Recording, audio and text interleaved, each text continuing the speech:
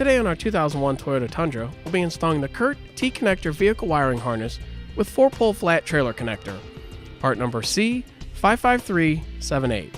We'll begin here underneath the rear of the vehicle, over here on the driver's side. You'll see that there's a large gray plug right here that actually has an end cap in it. To unplug this, we'll simply push in on the locking tab and gently pull downward. This is the wiring harness that we'll be tying in the new Curt T-Connector wiring harness to. Now for the box and the 4-flat end of the wiring harness, we're going to route it up here through the frame.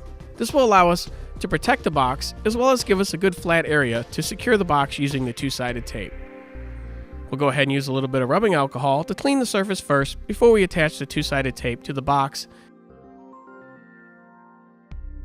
and then attach the box to the frame of the vehicle. We'll go ahead and plug in our connection from the new wiring harness to the factory wiring harness, making sure that we hear the locking tab click into place.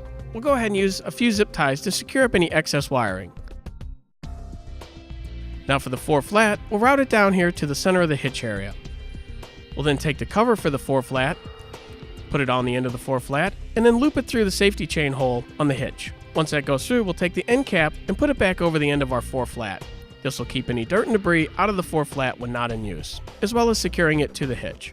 Now we need to move up to underneath the hood, where we'll take the other piece of wiring harness, the one that has a fuse holder in it, will need to be tied in with the battery. We're going to go ahead and loosen up the bracket that holds the battery in place so we can slide it over enough to give us a little more working room to gain access to the factory plug.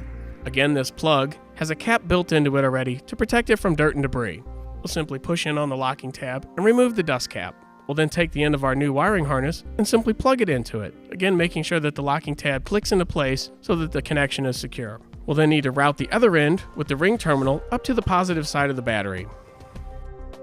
We'll go ahead and loosen up the nut on the positive side of the battery and add the ring terminal on the wiring harness in line. We'll then tighten the nut back down. Now that that's done, we can go ahead and put our battery clamp back down, holding the battery back in place. Next, we'll need to install the 10-amp fuse that comes with the kit in the fuse holder. We'll then put the cap on the fuse holder. We'll also use a few zip ties to help secure any excess wiring up here.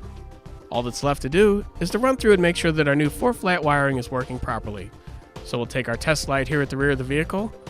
We'll take the ground on the test light and touch the open prong on the 4-flat, which is the white wire, and we'll have someone run through the light functions. We'll touch the brown wire for the running lights, the yellow wire for the left turn, the green wire for the right turn, and the yellow or the green wire for the brake signal. As you can see here, everything's working just fine. And with that, that'll conclude our installation of the Curt T-Connector vehicle wiring harness with 4-pole flat trailer connector, part number C55378, on our 2001 Toyota Tundra.